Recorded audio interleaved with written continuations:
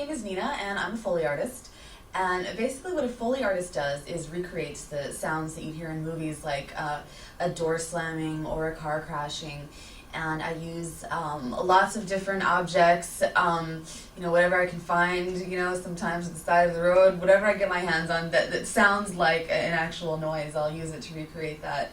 And I know you don't hear a lot about Foley artists, but almost every movie you see has a Foley artist, and that's where they get those sounds that sound really natural. They're actually placed in there by people like me. And that is my job.